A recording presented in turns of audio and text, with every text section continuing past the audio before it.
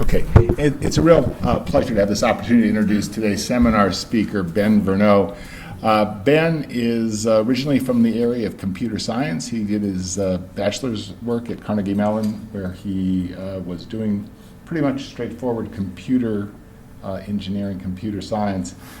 He sort of worked his way through some companies working on biological problems, became interested in genomics, then went to a terrific genomics program at University of Washington, the Department of Genome Sciences, where he's really worked with some of the leaders in the field and has done some really groundbreaking work.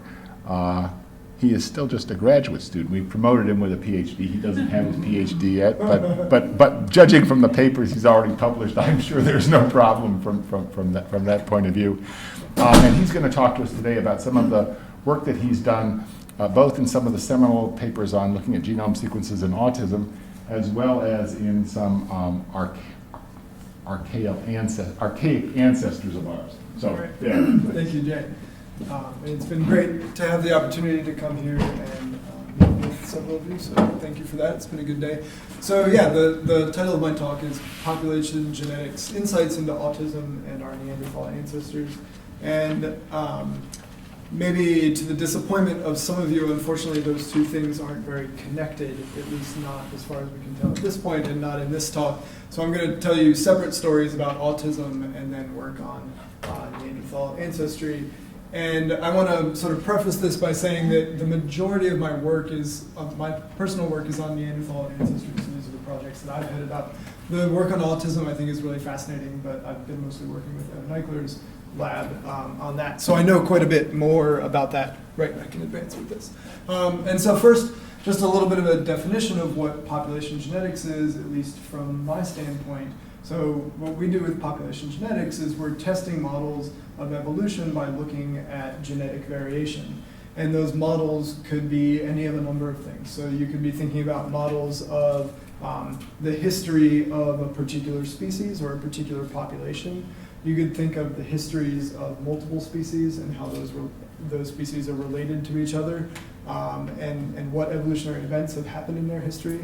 Or it could be things like where you're looking for functional DNA or functional portions of the genome by looking at conservation in those portions of the genome. And so I've had the opportunity at the University of Washington to work on several different models of evolution. So these are kind of my models of evolution. I've done some work on the ENCODE project looking at non-coding DNA as opposed to coding DNA. And then the work that I'll talk about today is looking for de novo mutations in autism cases, and the particular role that I played was calculating the significance of the mutations that Evan Eichler's group found. And then the latter part of my talk is going to be about the history of humans and our archaic cousins and ancestors. And so the autism stuff is mostly work with Brian O'Rourke, who was a postdoc in Evan Eichler's lab and is now at OHSU in Portland, and also with Nick Crum, who is a really brilliant MD PhD student at the University of Washington. And he just had a review that came out about autism, and so I'm going to include a few things from that. So as I certainly don't need to tell you guys, but a large part of the issue for autism has been how to overcome the heterogeneity. So how do you identify the genes, or maybe hundreds of genes that might play important roles in autism? And you have difficult things where case control studies and GWAS have sometimes failed to pan out. And so all of these approaches are very useful, but the ones that I'm going to be focusing on today and the stories I'm going to be telling today are about simplex families.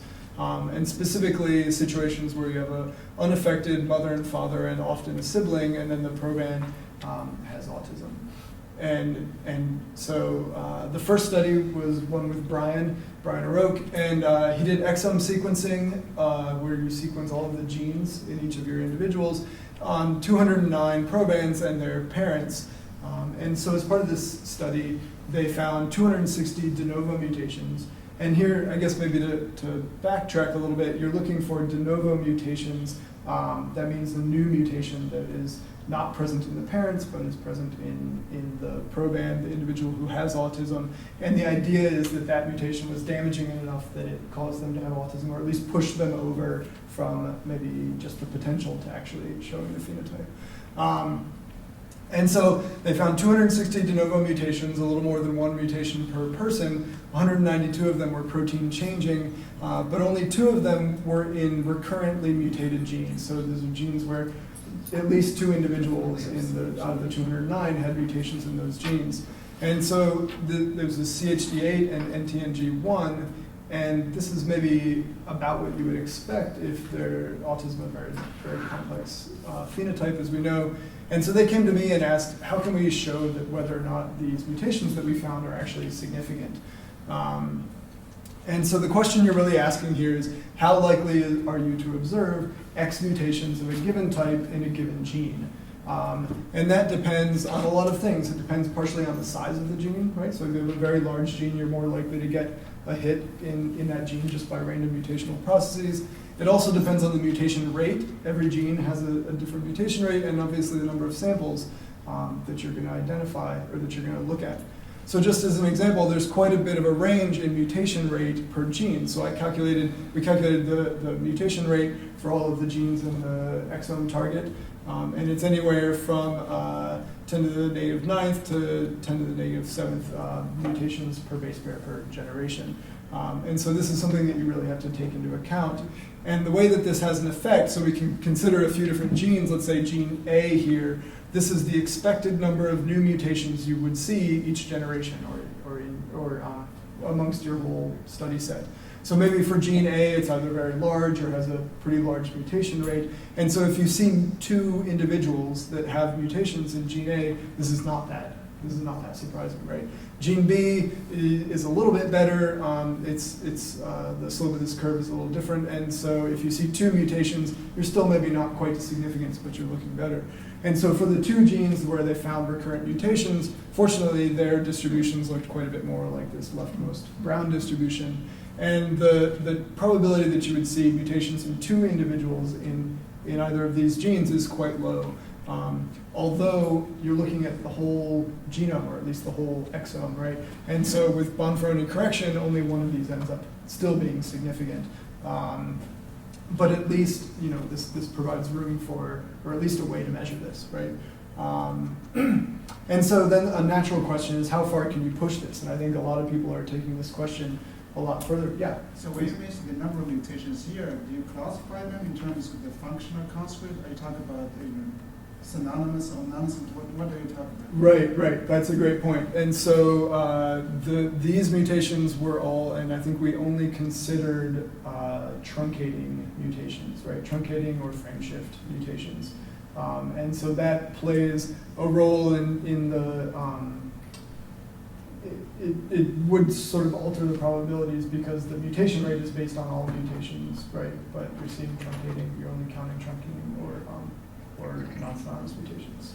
But that's a good point. So these are should be severely damaging. You're not making a full protein anymore, right? Okay, and so the next question then is how far can you take this? And fortunately, there were 4 studies with similar design around the same time, and between the 4 of them, there were around 900 parent-child trios. And even then, even when you're pushing to 1,000 individuals, and I think we're still seeing the same thing as we're getting to a couple thousand individuals now, you have very, very few genes with 2 or more severe de novo mutations. So very few recurrent hits. But you do have many candidates. There are many genes with single hits. And so the question then is how far do you push this, and how much do you focus on these candidates? And so the topic of the next paper is sort of, do you do more exome sequencing, or do you just do targeted resequencing of candidate genes? So you have a list of genes that you think might be implicated. You haven't seen enough recurrent hits to get statistical significance from them. And so this is what they did in another paper that came out in 2000. Oh, yes. Is the presumption of this approach that a given gene must mutate in order for you to see autism? Absolutely not, and that's a great question. So I mean, as you're seeing, you sequence 200 people and that given gene only is mutated in 2 individuals, so it accounts for a very, very small percentage of the total number of autism cases, right? So it's not that you need to see a hit in that why gene. is there a heavy targeting of the persistent mutation of a given gene? It's more that the issue is more that there is not heavy targeting of persistent mutation. There's not persistent mutation in a given gene. And so you need to sequence a lot more people in order to see recurrent hits in that gene. It's sort of that, like, if I sequenced your exome, there would be some probability that I would see a mutation that we think is damaging in a particular gene. And just because we found it in you doesn't mean that it has any effect, right? And so the idea is that you really want to see it multiple times to be sure that it has an effect. I'm not sure if I'm making sense there. Does that? See, I was thinking of an alternative concept that it's a constellation of a large number of genes. Oh, absolutely. That are required. Yeah, right. And a very large number of different combinations of genes Right. can lead to autism. Right. And no particular gene is essential. So that's a good point. And I think that the reason that you sort of take these de novo mutation approaches where you're focusing on all you're looking for is a hit in one gene, is that the thought would be that at least then you can start to get a core set of genes that do seem to disrupt a subset of maybe protein-protein interaction networks or something like that, and you can start to build out from that core set of genes and try to identify all the other myriad genes that might be involved. But I mean, absolutely, certainly not claiming that, okay, we found the one autism gene or something like that, or even that in this individual it's just that gene that has caused the effect, had the effect. It's just that has maybe pushed that individual over the edge. And I'll talk a little bit more about that in a few slides. Yeah. Yeah. So, just going back a step, is there any evidence that the rate of de novo alterations, whether they're damaging or not, is higher in individuals with autism, or is that a baseline? Or is there a baseline there? So from my understanding is that there's certainly an enrichment of severe, like, truncating mutations in autism programs as, like, compared to their siblings, for example. There is also a slight but significant enrichment in missense mutations as well. I don't think, as a population geneticist, I would not say that the rate of mutation has necessarily changed, right? Because you're taking the same set of individuals who have had these hits, right, and selecting them out. It's more like you're selecting from the tail of a distribution of the number of hits that someone should get, right? Right. But that provides evidence for the idea that these hits somehow matter. Absolutely, yeah, that's an excellent point. Yeah, that if you didn't see that autism programs were enriched for these damaging hits, then it would sort of make you question this model a little bit more. Yeah. So in the data you just showed, you said there are more de novo mutations in Alzheimer's patients. And autism. Yeah. Autism patients. Perhaps. That's right. So I didn't see that in this kind of a statistical evaluation of that. So in terms of controls, how much de novo mutation you see, and how do you quantify this in terms of statistical significance? Sure, so that's a good point. So what we're really trying to do is do this on a gene-by-gene basis.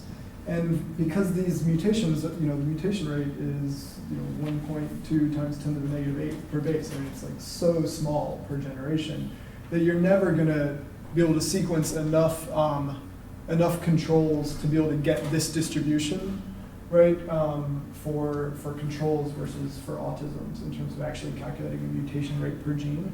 And so what we did is you can use evolutionary history to inform that. And so we compared our sequence to chimpanzee, and we see how many mutations over that, maybe 11 to 12 million years that's passed total between us and chimpanzees, going up one branch of the tree and back down the other branch of the tree. And so there you can start to get a better estimate of the true mutation rate is based on cross-gene. Exactly. Yeah, sorry, and I left that out. Yeah, right. And it's something you really couldn't get just looking at control patients, right? Just because it's such a rare event.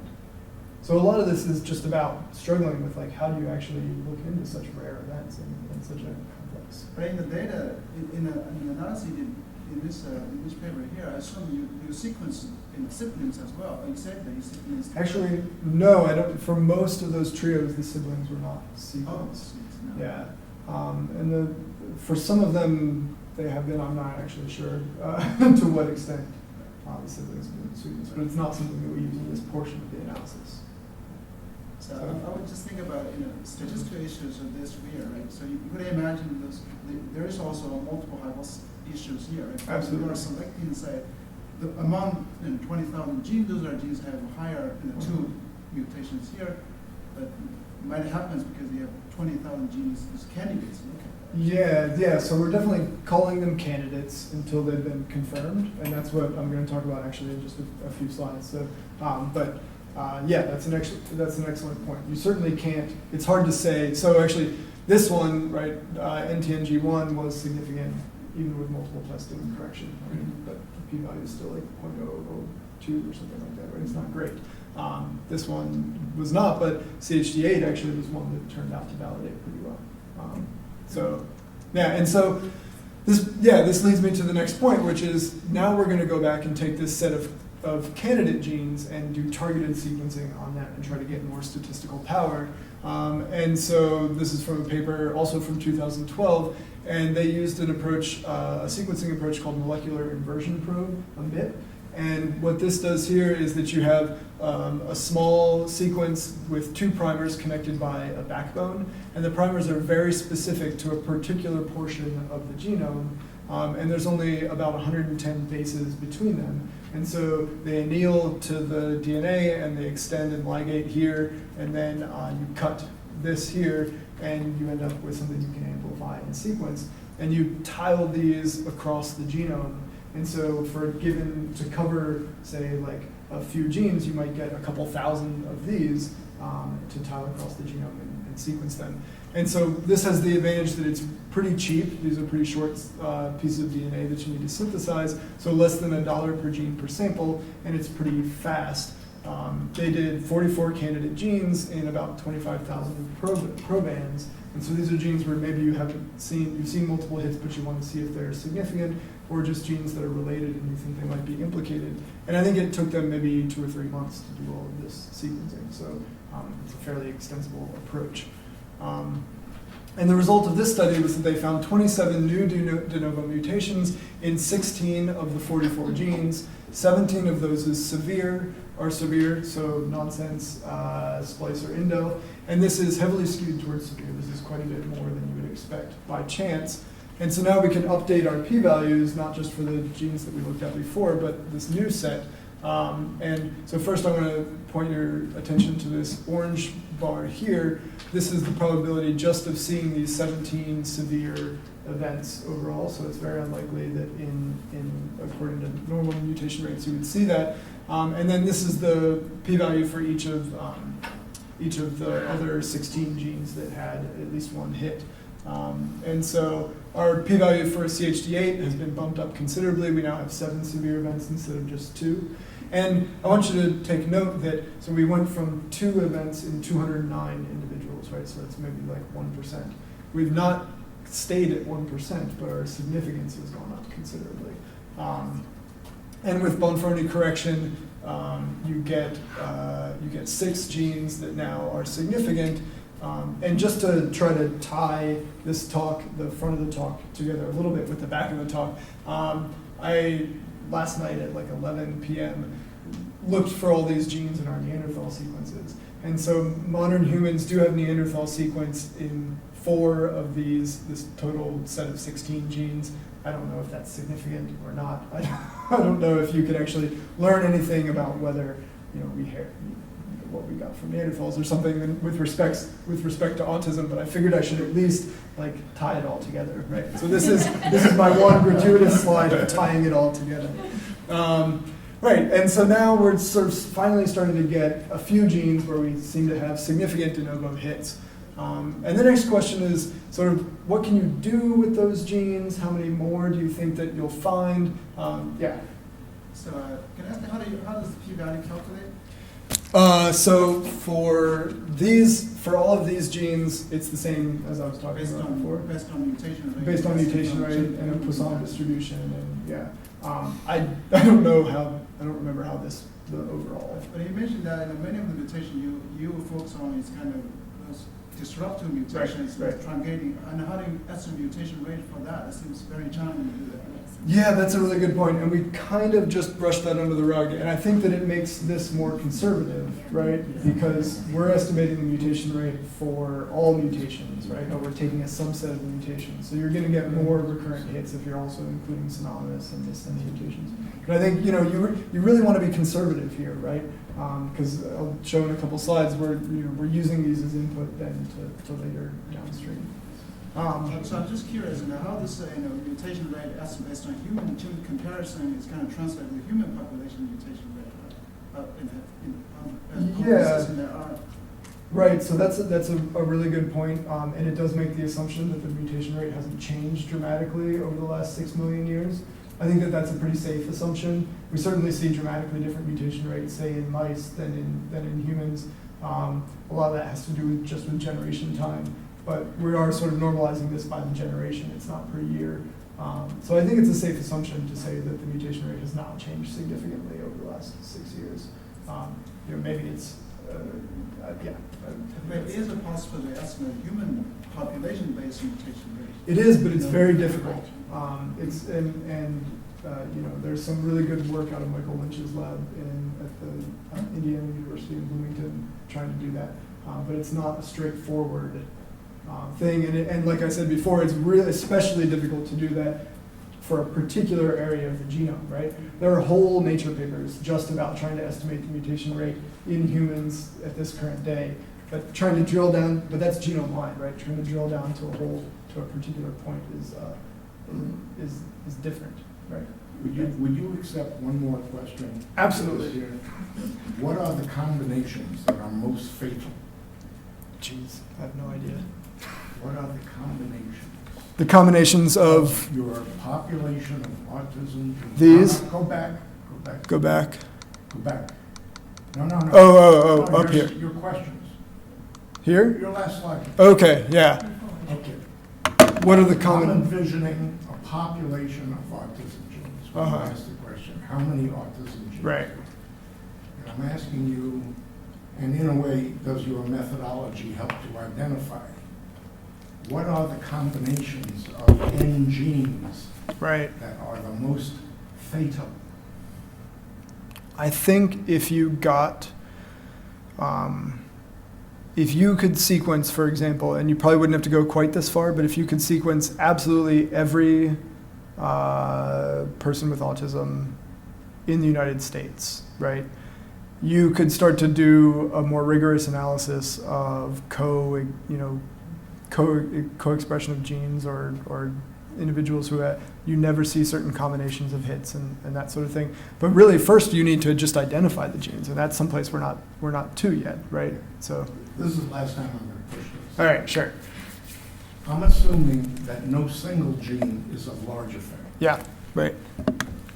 but a particular risk factor, Mm-hmm. a very tiny effect, gets fatal when it has 30 or 40 others, Mm-hmm. fairly particular ones, in combination with it. Mm-hmm. And then another risk factor with infinitely small effect on its own, Mm-hmm. in its 40 other genes, Yeah, right. produces autism. Right. Okay. So, do you find that an interesting question? Yeah, absolutely. For a polygenetic disease like autism? Yeah, and I think that's something that you would be a good question moving forward. I'm not sure that we have the resources or even the understanding of whether it is this situation, and everyone in this room would have a much better idea than I would about that, right? But yeah, I'm not sure. Hairballs? Yeah, hairballs. You're going to see a modified hairball in a few slides. So, right. So, we're sort of looking at, right, how many, so Nick, okay, so I'll step back a little bit. This is, the next couple slides are from a review that my friend Nick Crum, who's a really great student at the University of Washington, just came out this month, I think, a couple weeks ago, a review of autism and sort of the state of the Eichler Lab's research in it, I guess. And so 2 questions that he tried to answer are, how many autism genes are there, and how can you ask that, how can you start to approximate that, and what can we learn from the de novo discoveries that we have so far. And so for the question of how many autism genes are there, he used something called the hidden species problem. And I thought this was kind of an interesting application of this. So hidden species problem is something taken from ecology, and the question is just, you have a certain number of species in a given area, right? This is, by the way, the only time I have ever used the clip art function in PowerPoint. Thought I'd try it out. So let's say you're in, San Diego, or you're in Southern California, right? And you have a certain number of species in the area that, and you want to just estimate the number of species. So you're talking about like types of lizards, right? Types of butterflies, all that stuff. And so in my example here, I have cats and pigs and donkeys. And so in order to try to figure this out, you set out traps. And you trap a donkey and a pig and 2 rabbits. And on the face of things, you might think that you have failed in your quest to survey the existing species variation in the area because you didn't get a rabbit, you didn't get a sheep and you didn't get any ducks, etc. But really, you can use this thing called the hidden species problem to try to estimate, given what you've trapped, the total number of species. And the way that you do that is you sort of make this table of the number of animals you've trapped, like the number of individuals of a particular species and the number of species for which that's true. So here we have 290 species where we only trapped 1 individual, right? And we have 3 species where we've trapped 2 individuals. And 1 species and 1 species respectively where you've trapped 3 and 4 individuals. And from that, you can use that to estimate the total number of species that are out there in Southern California. And so you can apply a similar thing to trying to estimate the number of genes that could potentially be implicated in a particular phenotype or disease. And so here we're talking about genes that have been, where you found de novo mutations, and then the number of programs who have that mutation in your particular sample. So here, for example, we have 290 genes where there's only a single hit. We've had no recurrent hits. There are 3 genes where we've had recurrent hits, and 1 gene and 1 gene respectively with 3 or 4 hits. And so you could use that to estimate the number of autism genes. And this is certainly, a fairly stepped back, right, way of thinking about this. But you can use it to make some interesting predictions. And it's parameterized by some things that are kind of intuitive, probably to people like you who spend a lot of time thinking about this. One of the parameters is the percent of de novo singleton events that you consider to be pathogenic. So for example, in that first study that I talked about, they sequenced 209 individuals, and they got about 200 singleton events, right? And so how many of those do you think were real? How many of those do you think really hit an autism gene and will later turn out to be proven true? And so you can sort of make a guess about that. And let's say that you think that 30% of those singleton hits actually will turn out to be validated later on. And then also it has to do with which of those events you're gonna count. So are you counting only truncating events or truncating and severe missense events? And probably for our purposes, we're gonna look either just at truncating or maybe at truncating and severe missense. And so then you can follow these curves out, and maybe at 30%, if you're gonna count the middle category, you're gonna say that there are around 600, you think that there may be 600 genes contributing to autism, right? And so this is sort of, a nice back of the envelope way of saying, kind of, if your goal is to identify all of the genes that contribute to autism, how much further do we have to go? And in this review, there's also some interesting talk about, will we find them all, and does that even matter, right? And so, the last slide was about how much further do we have to go if that's your goal, but I think maybe that doesn't have to be your goal. And so Nick did this thing where he took all of the genes that have been found to be implicated in autism and constructed a protein-protein interaction network for it, and it is significantly more clustered and enriched in certain pathways than you would expect by chance, and it really highlights a few pathways that seem to be involved, at least with these genes, in autism, and provides room for further study, right? So chromatin remodeling, Wnt signaling is a little bit weaker, and then synaptic function. I'm sure that this is something that would mean probably quite a bit more to you guys than to me. But So did he use Go function? I mean, what kind of categories how did he, I mean, it depends on how you ask about interaction. Is he asking for physical interaction? this is, so it's, I think it is like validated physical interaction. Yeah, and then. So that's one thing with channels, they don't Yeah. they don't, Right, they right. don't, And they so don't that's- have to yeah. do that. So But you can also do that, right, with co-expression. Right. Yeah. I believe that this was validated physical interaction, but I think they also did co-expression, right? And so I'm not saying that this is like correct, right? That this is the network that we all need to focus on, but I think this, and I think that, there's been interesting work out of here that shows that the way forward is not by identifying all autism genes, right? The way forward is by identifying the pathways and the important functions that the genes you do find seem to be involved in, and then investigating those pathways and functions. So I think that, that's maybe where some of this is headed from my sort of very limited perspective here. But, okay, so this is the end of the autism section of the talk. Again, I want to emphasize that this was work with Brian O'Rourke, and then the last couple slides were from Nick Crum. And he and I are working on a couple things going forward also. But yeah, they're good people. And so now I think I'm going to go to the Neanderthal stuff. Yeah. Sorry, can I, because I'm just curious here, so in all discovery genes here, you basically use assuming a normal model. A normal model could be, could be wrong, could be correct, right? You never know. Mhm. So why not using a traditional approach of candidate gene, do a population-based study, sequence those 40 candidate genes, Mhm. and take some maybe siblings within the family, or Right. do a case control studies, and then you do more rigorous analysis. So what's the reason why not take that alternative approach? I think the reason is that those approaches haven't really panned out all that well, right? And so it's just that there are so many genes, and the hits that you do find are so rare, right? Focus on those 40 candidate genes. Yeah, right. But there, you're not even doing case control. You're just resequencing a bunch of autism programs, looking for the couple hits to make it statistically significant and separate it from the noise. I mean, I think the issue here is really, throughout all of this, is one of rarity, right? And very low numbers in a large population. So, case control is always tremendously high power. I mean, Sure. yeah. so you just can't get a big enough cohort size. Right, and because you're looking at de novo events to find associations, it has to be an LD with something that you're Yeah. looking for, and so you don't have any LD here because they're occurring in this generation. Yeah. Okay, so this is sort of emphasized that we are now on to something completely different. I really like this photograph. This is a skull of a So sorry, can I Neanderthal. ask you a very separate question? Yeah. Sure, Can you yeah. say something about, those what's the association study about the autism? What people discovered, but what people learned from the associations? Not really familiar with that research as much. Just go on. Yeah, I'll keep going.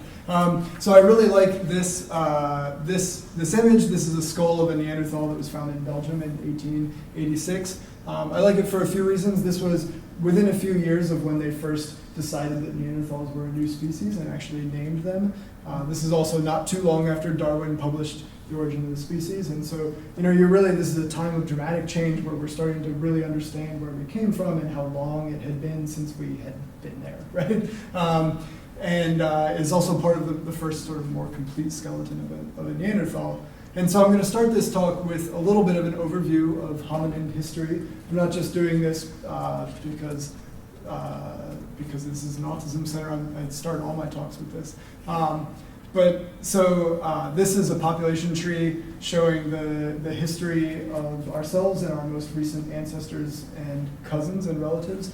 And it stretches back about 2 million years. And you can see there are many branches. It's fairly, we have had a lot of ancestors and relatives. But the part I want you to focus on is these 4 branches up top, this little triangle. This is us. And so each column here is a geographic area: Africa, Europe, Asia, and Oceania. And we came from Africa, and then some of us left Africa and populated Europe and Asia. And then the other part I want you to focus on is the red branches here are Neanderthals and Denisovans. And there are two time periods that we're particularly interested in. The first one is 400 to 200,000 years ago, when the ancestors of Neanderthals and Denisovans left Africa and moved into Europe and Asia and populated Europe and Asia. And then the second time period is 100 to 60,000 years ago, when our ancestors, some of them, left Africa and also went to Europe and Asia. And the interesting thing about that, of course, is that Neanderthals were still there. Neanderthals and Denisovans were still there. We think that they probably died out around 30,000 years ago. And so, while it would be really hard to imagine that we didn't meet them at all, right, or run into them at all, the exact characteristics or aspects of that interaction have been speculated on, but really hard to disentangle. Although there was just, I think, a couple months ago, a paper that came out that they found a Neanderthal bone that had a spear sort of like groove in it of the spear tip that was only known to have been made by humans, right? So it's certainly not conclusive, but it's pretty cool, right? First time ever that they found something like that. Yeah. But barring that sort of interaction, we have been able to learn more recently about other types of interactions. And so in 2010, with the publishing of the draft Neanderthal sequence, where they actually were able to extract DNA from these ancient bones and sequence it, the hypothesis or the idea was put forward that that we actually interbred with Neanderthals when we met them in Europe and Asia, and that in fact, as a consequence of that, 1 to 3% of each non-African's genome is inherited from Neanderthal ancestors. Yeah. You say, okay, so my biology is not that great, and you say that Neanderthals are a separate species, Right. but that if you're a separate species, you can't have reproducible. Yeah, that's a great point. So by the biological species concept, right, then we clearly would not be separate species. I think that, species definitions are something that we try to impose upon a very chaotic and unordered world, right? And also we like to think we're special, right? So I think that's probably part of it also. So it depends on what you think. But as you'll see later in the talk, maybe we weren't quite as compatible as we think that we were, right? Or we might have been. So yeah, so as a consequence of this, each of us inherits, or all non-Africans inherit about 1 to 3% of their genome from Neanderthal ancestors. And just to kind of put out a word that I'm going to be using extensively throughout the talk, we call this DNA intergressed DNA. So intergressed means that it goes from one population or one species to another species, right? And so I'll be talking about Neanderthal intergressed DNA, and that's a sequence that I might have or you might have that is inherited from Neanderthals. And so since 2010, there have been a number of papers that have looked into this more closely and tried to basically determine if this really happened, because this is quite an audacious claim. And one paper that is really good that came out in 2012 that kind of put the nail in the coffin is this one, The Date of Interbreeding Between Neanderthals and Modern Humans, out of David Reich's lab in Boston. And so that put the time of intergression at around 50,000 years ago, and it's hard to explain that without other models. So there's been a decent amount of work in this area since 2010, but one thing that has not really happened until now is trying to figure out exactly what parts of the Neanderthal genome have survived, right? And it's one thing to say that you inherit 1 to 3%, you can do an aggregate statistical analysis, but to say this particular gene you got from Neanderthals is quite a different story. And so that's what the focus of a lot of my research has been, and it recently came out just a few weeks ago in Science, and so this is kind of it's nice to have this project kind of out there now. Okay, and so first a little bit of kind of theoretical background here, or not necessarily theoretical, but conceptual. So let's say that we have a sample of 8 random individuals, and I'm showing their genomes here in blue, has a blue line, and the Neanderthal portion that they've inherited is this yellow chunk right here. And so if you're able to identify the Neanderthal portion of each of these 8 individuals, so first I want to say I'm showing this as one piece, right? But it is not one piece. It's distributed throughout your genome, but for our purposes, we're showing it as one piece. So let's say you're able to identify the Neanderthal components of each of these individuals. Between the lot of them, you'll see that a lot of them don't actually overlap in terms of their Neanderthal. So I might not have the same Neanderthal as Jay does, And if you're able to identify all of that, you can identify a significant portion of the Neanderthal genome that is still floating around out there in modern humans. And we estimate that under neutral circumstances, you would expect about 30 to 70% of the Neanderthal genome to still exist, even though each individual has maybe 1 to 3% Neanderthal. And so the next question is just, why do we want to identify these segments? Why are we interested in this, other than just, okay, cool, you found out that you got this Neanderthal gene. And there are a lot of reasons we can learn about ourselves through this sort of analysis. So one thing is we can look for evidence of purifying selection. Here, in this portion of the genome, you can see that there's almost no Neanderthal ancestry that's been inherited at all. And so one interpretation of that might be that we have significant divergence between us and Neanderthals in those particular regions where the Neanderthal version is now incompatible with the rest of the human genome. And it may have been fine for Neanderthals, it's just that when you put it in our context, we couldn't handle it. And so there was selection against individuals that carried those haplotypes. You can also maybe learn about population differences. So here I have 8 people, but let's say that they're from 2 different populations. And so now you can see that these individuals kind of have Neanderthal over here, and these individuals is clustered over here. And you can maybe learn about the history of those populations, both in the context of interacting with Neanderthals and just the history of those populations separately. You can also learn about maybe positive selection. So let's say that this red portion of DNA here in Neanderthals was beneficial to modern humans. When this population inherited it, it rose to high frequency. So everyone that you've sampled now has that Neanderthal sequence. And so this could be an example of something that we've gotten that's good from Neanderthals.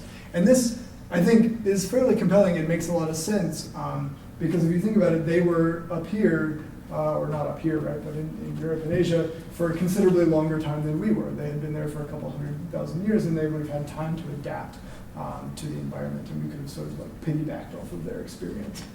And so for the rest of the talk, I'll talk first about how we actually do identify the archaic sequence. And actually, I don't have much time, so I'm going to try to blow through some of this. Don't rush.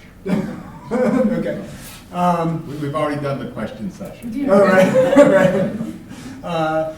And we did that in the 1,000 Genomes data set, and then I'm going to go through each of those 3 things that I talked about and use this sort of cartoon as a guide.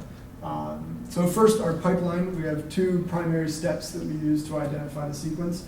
And I guess maybe I'll step back a little bit and move to this last slide. So we did this analysis in the 1,000 Genomes data set in European and East Asian individuals. So we didn't do any new sequencing on our own, right? This is more like a methodological and analysis paper. And we did use the Neanderthal genome sequence that Svante Pabo created, but that's only for kind of a subset of the analysis. So I just want to make that point. So our pipeline is, in each individual, for each haplotype in the 1,000 Genomes project, first we want to ask the question, does this haplotype actually look introgressed? And I'll talk about what that means in a second.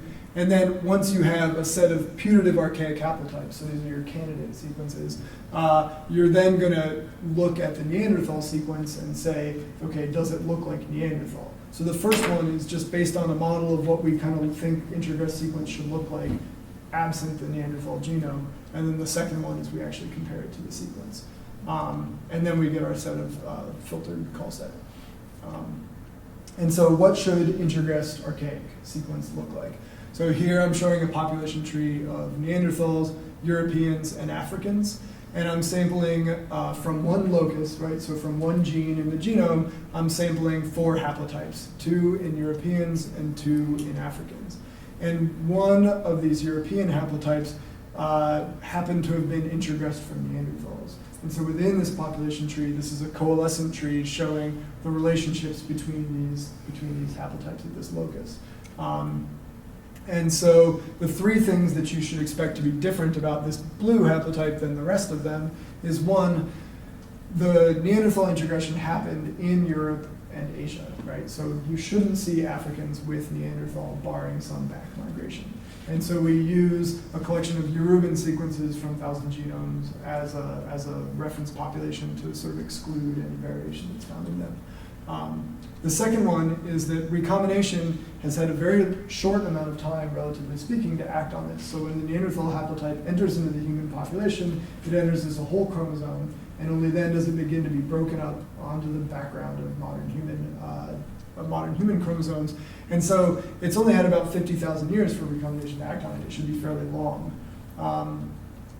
And the third thing is longer mutational load. So as opposed to recombination, its coalescence is quite old, and it meets up with the rest of the modern human sequences quite far in the past. And so it's basically the contrasting between these two things, that it should look very young by a recombination model, and it should look very old by a mutational model.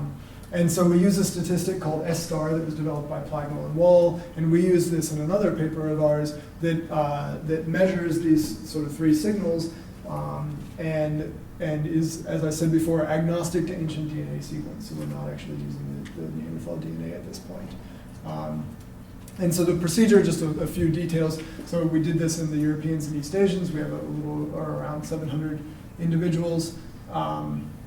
We calculate S star for each individual in 50 kb windows. So for a particular window, for a particular individual, you're asking the question of what is one of their haplotypes introgressed.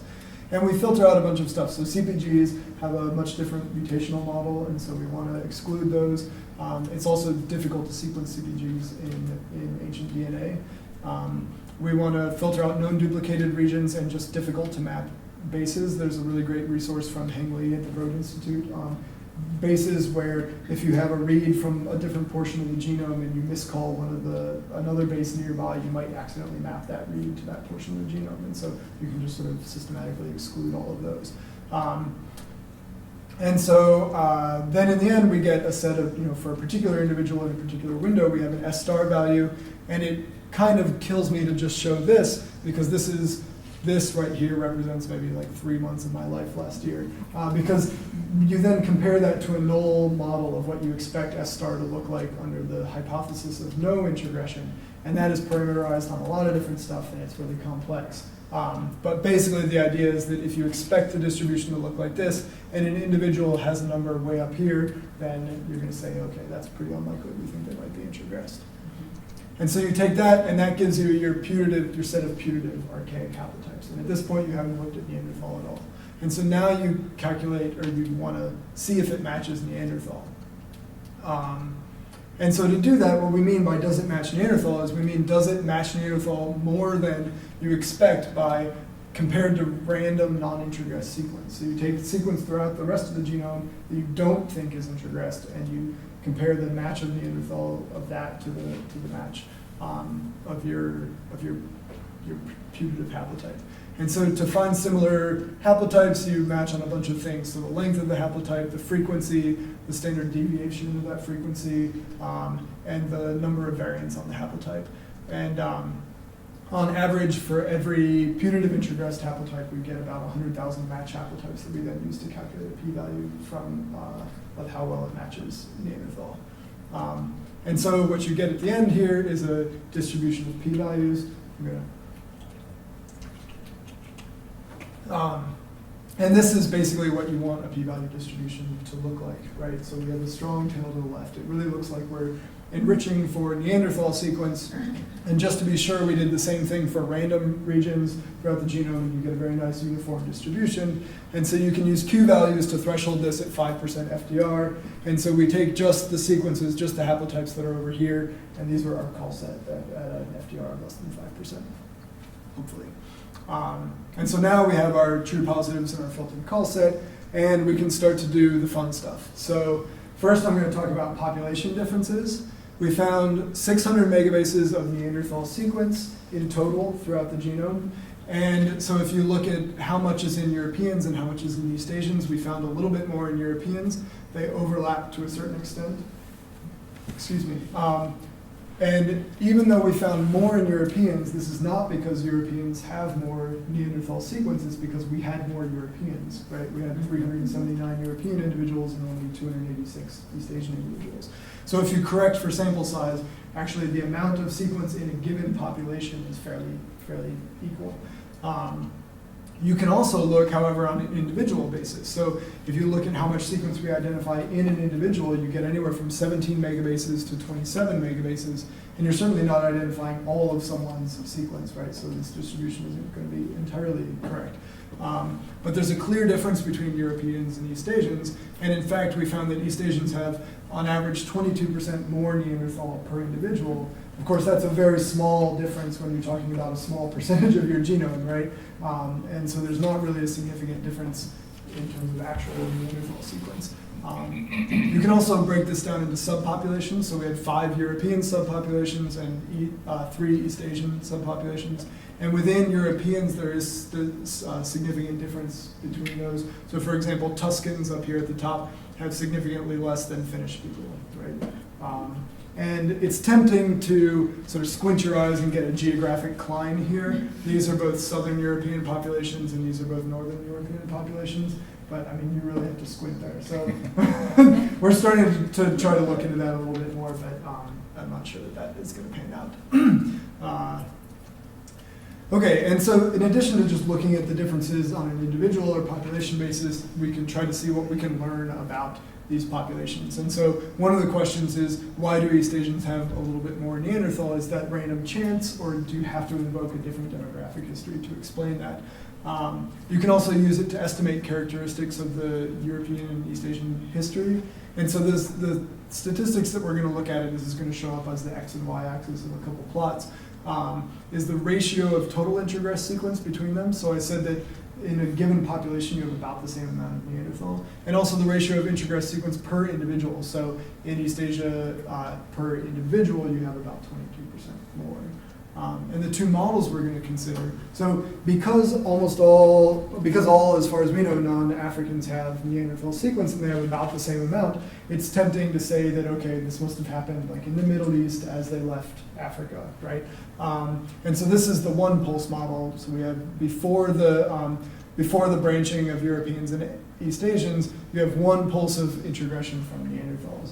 And so we wanted to compare this to an alternative model where you had this ancestral pulse, but also an additional pulse into just East Asians. And so to evaluate these, we simulate 5,000 different slight variations of these models using a program that generates simulated sequence data. And then you can calculate those statistics in each of your simulations and compare it to the real data. So this is the ratio of sequence per individual and on a population basis. And then the red clouds here are just the data that we get from these simulated models.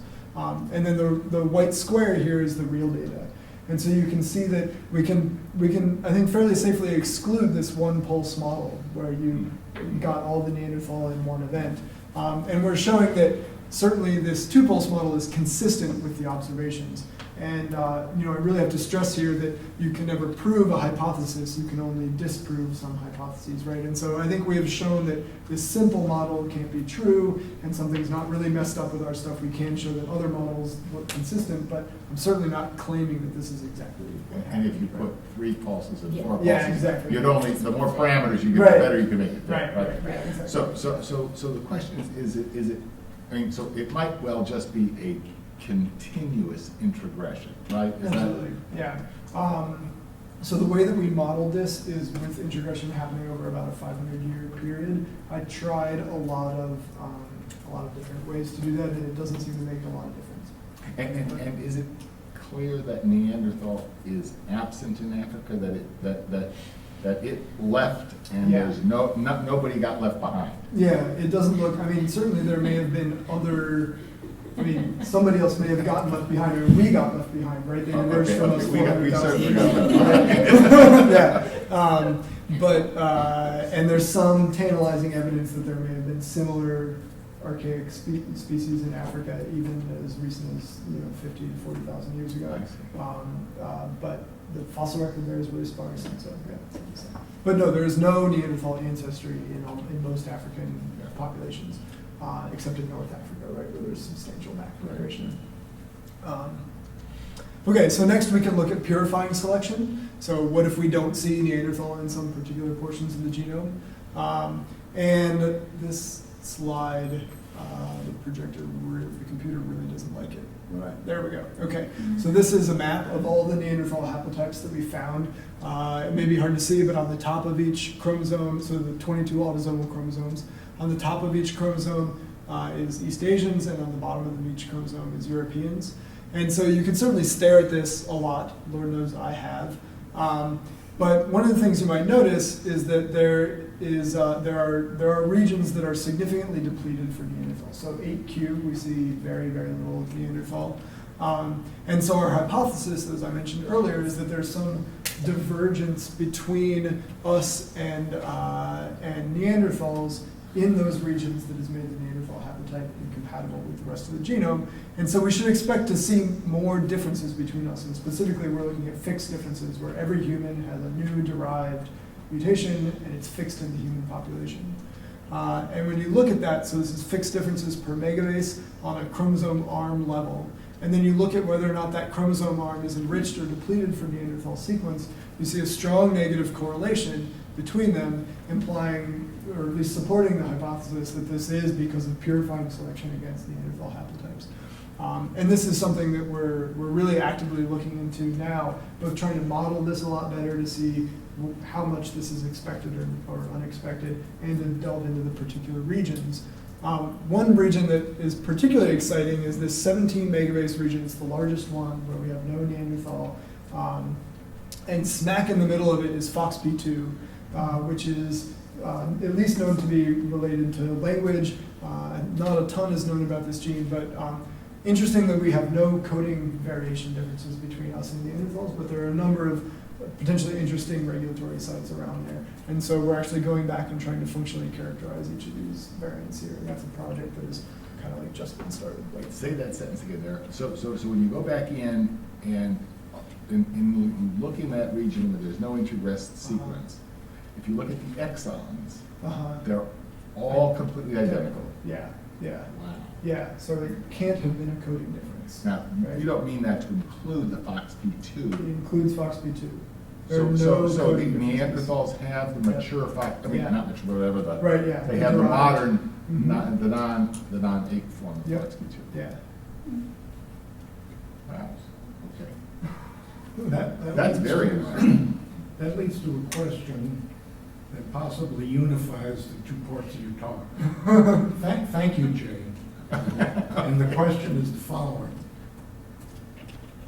Does the genome of autistics have more or less Neanderthal sequences Yeah. than the genome of non-autistics? Yeah, I have no idea. And that's something I would You look will into. look at that, When I right? go back home, I will look into that. Yep. Yeah. If you find it, give the credit to Jay. Okay. Okay, so yeah, like I said, that is, oh, whoops, I think I just skipped back. So that's something where, it's tantalizing, we're looking into it some more. The next thing that we're gonna look at is positive selection, so what if we've inherited something good from them. And this is an area where I really didn't expect to see much. But as I alluded to earlier, one way you might look for positive selection is dramatic frequency change. So if everybody in a population has a particular allele, or a lot of people do. And so what I'm showing here is East Asian haplotype frequency of introgressed haplotypes and European haplotype frequency of introgressed haplotypes. And we found, and so we're interested mostly in things in sort of like this upper quadrant, and then things that have dramatic differences between Europeans and East Asians. And we found 10 loci, 8 of which overlap genes, which is quite a bit more than the rest of, most introgressed sequence does not overlap genes. So this 8 is fairly surprising. And even cooler is that 4 of them play important roles in keratinocytes. So 4 of them are at least overexpressed in keratinocytes. BNC2 here, which is found at high frequency in Europeans, has been shown in, I think it was a Swedish cohort, to be associated with pigmentation levels. But obviously keratinocytes are very important. They affect response to environment, the pigmentation levels, response to parasites, that sort of thing. And so I think this is pretty exciting. It looks like we may have inherited some functional differences from Neanderthals, particularly in the area of skin. And so for BNC2, this is just a zoom in on the area. The introgressed haplotype overlaps 2 exons. Again, there are no protein coding changes between us and Neanderthal there. But if you look at, so this is a visual genotype plot, the rows are individuals and the columns are variants, and the red variants are predicted Neanderthal variants that do match the Neanderthal sequence, and the blue ones are predicted Neanderthal variants that do not match the sequence. And that is likely, we assume that that's just because of population variation within Neanderthals, or issues in the sequencing there, but something we're looking into a little bit more. But a number of these variants overlap putative, functional regulatory non-coding DNA. And so we have 3 of them that overlap enhancers, 1 that overlaps the DNase hypersensitive site. And so again, this is something where we can go back and try to characterize the difference between the Neanderthal variant and the non-human variant there. And so, yeah. Excuse me, I'm going to take his question and turn it around. What do we know, if anything, about the prevalence of autism in the Neanderthal population and their genome? Absolutely nothing. Yeah. It's unknowable. It's unknowable. I mean, you'd have to find a Neanderthal person. If they were autistic, it would explain why we neurotypicals wipe them out. Yeah, maybe. I don't know. I'm not sure. Yeah. So in conclusion, we've identified 20 to 25% of the Neanderthal genome that's still present in modern humans. It does not seem to have been a single introgression event. And we found evidence both for selection to preserve human-specific sequence and to sort of increase the frequency of beneficial Neanderthal sequence, particularly in keratinocytes. And these are things that we